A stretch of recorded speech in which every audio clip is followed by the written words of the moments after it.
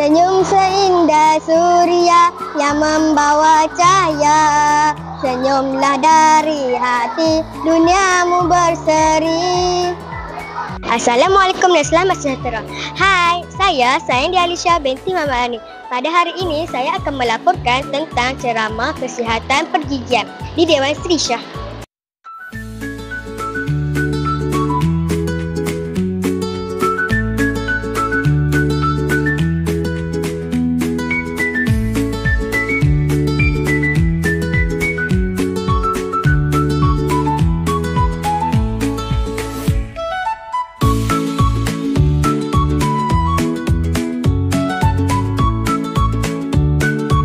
Assalamualaikum Cikgu. Assalamualaikum. Boleh Cikgu Nazra kongsikan objektif program ini diadakan? Okay, baik. Yang pertama adalah untuk meningkatkan kesedaran di kalangan murid tentang kebersihan menjaga gigi. Yang kedua untuk menggalakkan atau menggalakkan amalan kebersihan penjagaan gigi.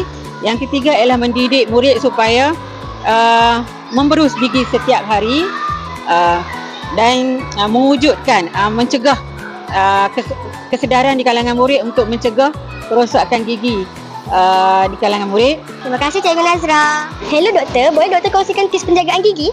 Okey, untuk tips penjagaan gigi tu, saya ada 4 tips lah kat sini. So the first one is to memberus gigi dengan betul. So untuk memberus gigi, better kita gosok gigi 2 kali sehari lah. And then pakai berus gigi yang sesuai untuk gosok gigi lah. And then yang tips kedua tu adalah pakai ubat gigi yang berfluorida. So fluorida dia adalah mineral semula jadilah yang dapat menguatkan lapisan gigi yang luar dan untuk mencegah karies gigi. And then tips ketiga adalah untuk mengurangkan makanan bergula.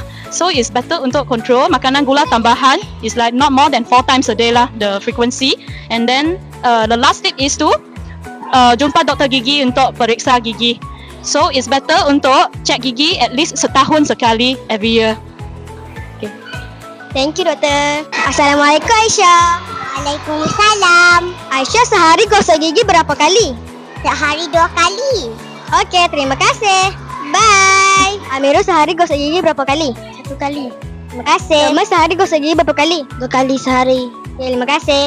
Sama. Ada sehari gosok gigi berapa kali? 2 kali. Okay. Afina sehari gosok gigi berapa kali? 3 kali.